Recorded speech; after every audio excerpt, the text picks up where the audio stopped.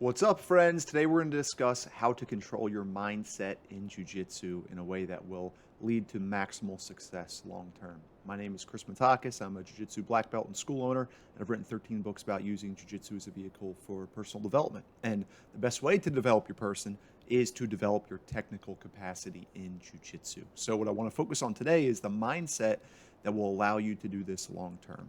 So, there's a very simple idea in strength and conditioning, which is that when you go into a workout, your goal is to get 1 to 3% better. And if you can't, you shouldn't be working out. You should be home resting, sleeping, eating. And what that is an embodiment of this idea of Kaizen, right? Constant and never ending improvement. And the point of each workout is to improve.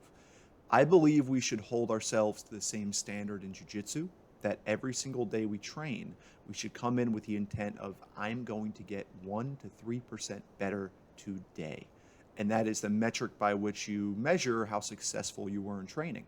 So, how does one get better? It means we have to always be on the edge of our comfort zone and trying techniques and concepts that we're not able to guarantee success with, that we may fail, that we expect to fail. And I can tell you that in my own training, in nights where I go in and I train and I just kind of do my thing and achieve all my goals and didn't meet that much resistance, I kind of feel like I failed, because if I didn't meet an appropriate amount of resistance, I didn't grow and evolve. So one of the metrics I use to make sure that I'm still growing every single time I train is, did I fail enough?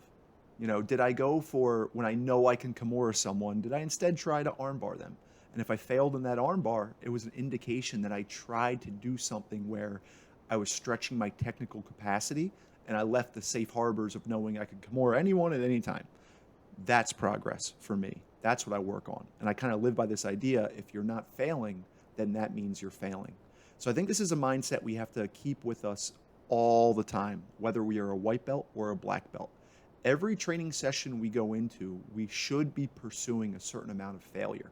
We should be stretching ourselves so that we are not successful all the time, because if you are, that's actually a surefire indication that you weren't successful at all, that you did not grow. Because how can you grow if you're just successful every single time you try to train? So what I seek is failure, and I seek failure every day, and it has been a lifeline for me navigating jiu-jitsu. And that's what I would try to hold on to when we talk about controlling our mindset, is to constantly engage with the difficult and then watch your ego as a result, because there are going to be countless moments of decision where maybe you're training in the middle of the mat and everyone is watching. All your students are watching if you're an instructor. And you could submit somebody with, your go-to move, but you choose not to, because you choose to stretch yourself and you choose to risk failure and you choose to try something new that you don't have a lot of skills with. And you risk, quote unquote, failing in front of your entire team. But you know that really internally you've won, because you're stretching who you are to become who you could be. So this is something that I focus on to this day, that I've been training for 15 years and it has never failed. Voluntarily engage with failure and seek it out, and pay attention to the days when you stop failing, because they are the greatest failure. So I hope this was helpful. If it was, please, comment, reach out, subscribe. We'll stay connected. And I am grateful for the opportunity to play a very small part in your jiu-jitsu journey. And I promise to always make the most of that attention. So I wish you well. Happy training. Go fail.